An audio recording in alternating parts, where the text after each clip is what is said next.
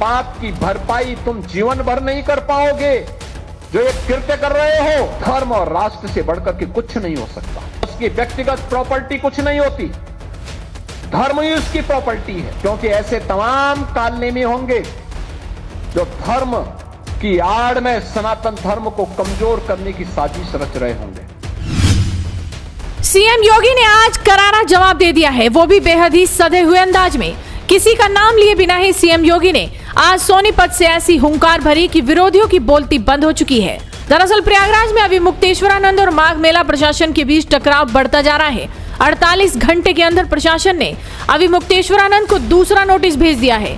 इसमें मौनी अमावस्या के दिन बैरियर तोड़ने और जबरन भीड़ में बग्घी घुसाने को लेकर सवाल पूछे गए हैं। अभी मुक्तेश्वरानंद भी सीएम योगी पर लगातार बयानबाजी कर रहे हैं, लेकिन अभी तक सीएम योगी ने किसी भी टिप्पणी का जवाब नहीं दिया था।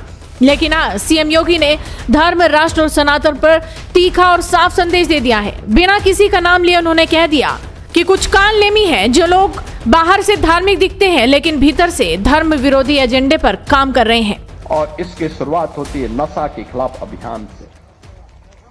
जो मैंने कहा, नशा नाश का कारण है, पूरी पीढ़ी को खोखला बना देता है, उसकी सोचने समझने की सामर्थ्य को नष्ट कर डालता है, उसे तमाम प्रकार के पाप कर्मों के लिए प्रेरित करता है। हमें इससे बचने की आवश्यकता है, उसके खिलाफ एक अभियान को चलाने की आवश्यकता है। और इस अभियान को अगर हम एक साथ मिलकर के चलाते हैं, सीमा पार से आने वाला जो ड्रग है, जो नशा है, वह देश के दुश्मनों की साजिश का परिणाम है। कोई जाने अनजाने में उसमें लिप्त है, उस अवैध कारोबार में लिप्त है, उसको वार्न करिए, लोकल पुलिस को अवगत कराइए, समाज को और उसके परिवार को अवगत कराइए। इस पाप की भरपाई तुम जीवन भर नहीं कर पाओगे। जो एक कृत्य कर रहे हो, इसके बारे में बताइए उनको। और नहीं मानता है तो समाज संगठित होकर के इसके विरोध में खड़े हो जाए। सामूहिक रूप से खड़े होना चाहिए। बहनों और भाइयों, एक योगी के लिए, एक सन्यासी के लिए, एक संत के लिए धर्म और राष्ट्र से बढ़कर के कुछ नहीं हो सकता। यही उसके जीवन का ध्येय होना चाहिए। उसकी व्यक्तिगत प्रॉपर्टी कुछ नहीं होती, धर्म ही उसकी प्रॉपर्टी है, राष्ट्र ही उसका स्वाभिमान है।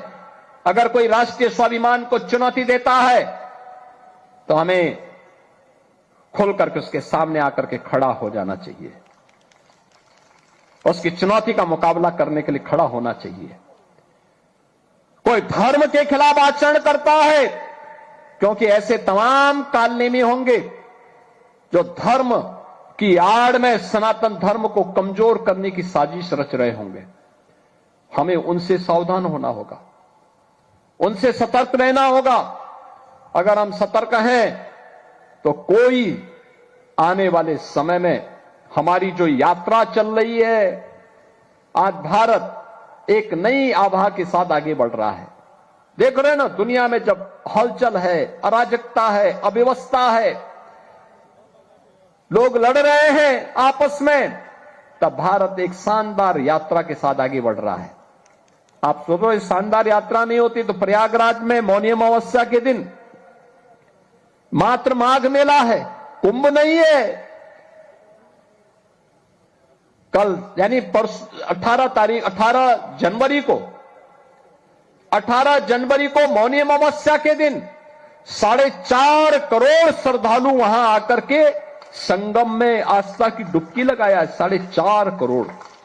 और गंगा जल क्या अविरल और निर्मल है। हमारा दायित्व बनता है।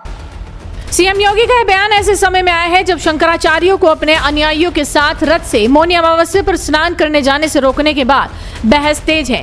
हालांकि सीएम योगी ने किसी व्यक्ति या संस्था का नाम नहीं लिया, लेकिन उनके शब्दों को मौजूदा विवाद से जोड़कर देखा जा रहा है। तो आप इस वीडियो पर क्या कहेंगे, अपनी राय हमें कमेंट कर बताइए। साथ ही इस वीडियो को शेयर कीजिए और जुड़े रहिए हेडलाइंस इंडिया के साथ।